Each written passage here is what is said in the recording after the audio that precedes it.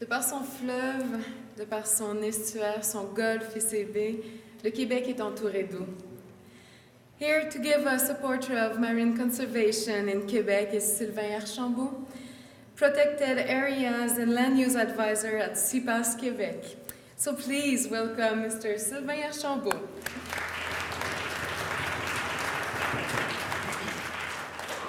Distinguished guests, ladies and gentlemen, good evening. I know this is a night to celebrate Guyanas, but they gave me permission to do a little bit of whining, just to get things moving. As a terrestrial province, endless boreal forests,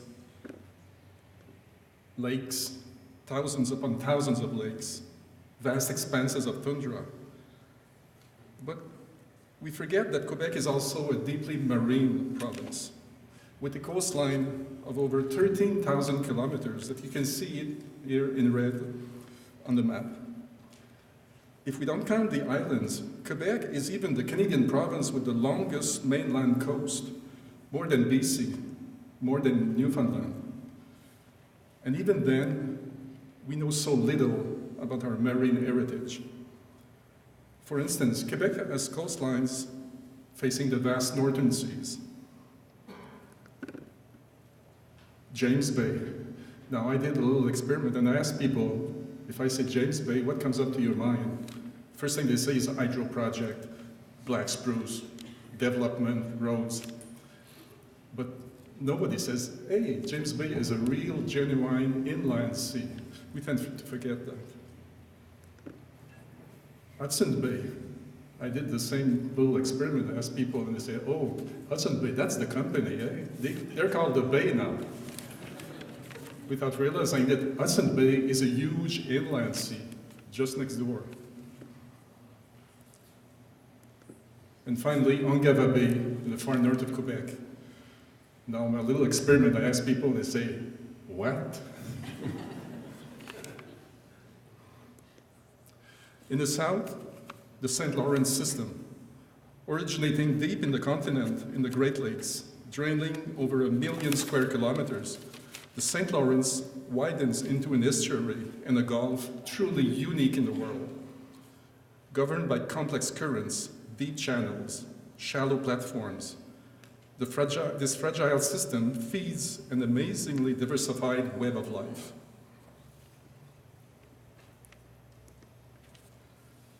From the estuary downstream of Quebec City, where the mixing of fresh and salt water starts, to the meeting of the cold waters of the Saguenay Fjord, and the upwellings and rich feeding grounds of the North Shore. The St. Lawrence is host to many species of whales visiting each year to feed on the bounty of krill, fodder fish like herring or caplin, whales like minke, humpback whales, sperm and fin whales, the endangered blue whales, or the resident and also endangered beluga whale. Fish, many of which are at risk, such as the Atlantic cod or the Atlantic wolffish. We find large seabird colonies, some of international significance like Bonaventure Island. And we can also find rich benthing communities of sea urchins, anemones, or starfish that divers come from far away to enjoy. Many coastal communities still depend on the sea for their livelihood, despite the crash in the groundfish populations of recent years. They have diversified the species they are harvesting, and a well-managed and protected gulf is essential to them.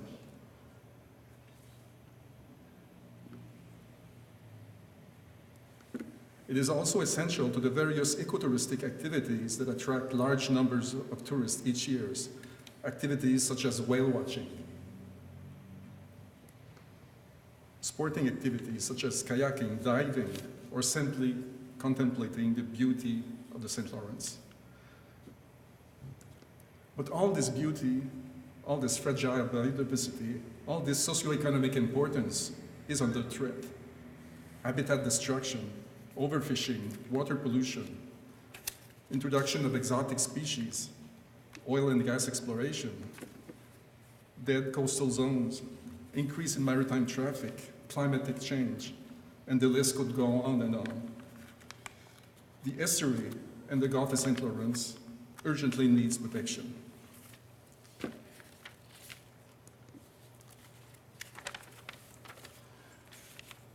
Many sites around the estuary and the Gulf already have some sort of protection, as you can see by the red areas on the map.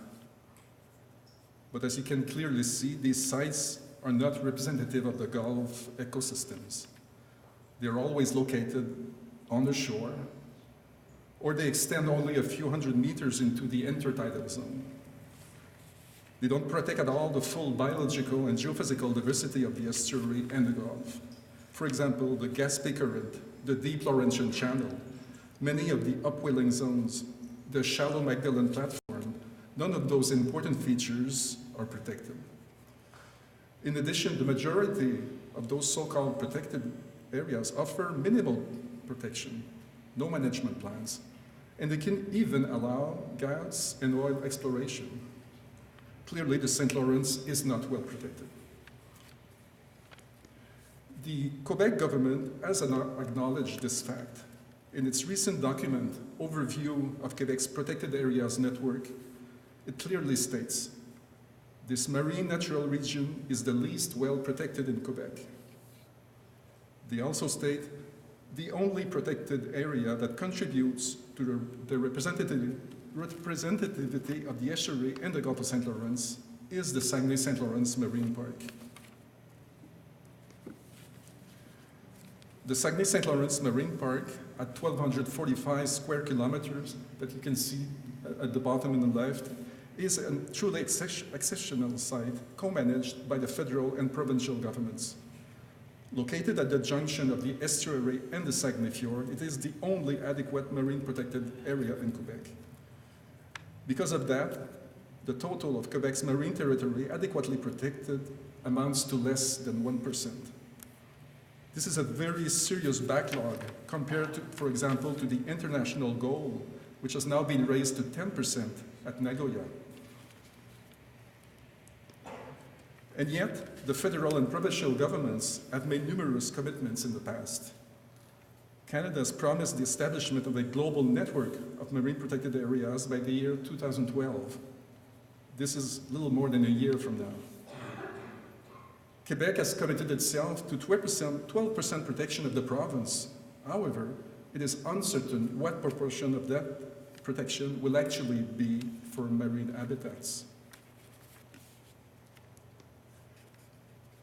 The lack of marine protection in Quebec is certainly not because of the lack of interesting sites or because of lack of projects. 3 sites that you can see here in orange have been proposed, some since more than 10 years, and with excellent community support. St. Lawrence Estuary, Manicouagan, Île de la Madeleine. I think we can learn from our IDA friends to be patient. One of the main reasons for the delays are the various and complex federal provincial jurisdiction in the Gulf. So let's hope that with a bit of political will, a good dose of collaboration, work can speed up on these important projects. Another extremely interesting project is located in northern Quebec, in the EOSG, on the eastern part of James Bay. But I will stop here and let the Dutch Marine Project tell you more about it. Thank you very much.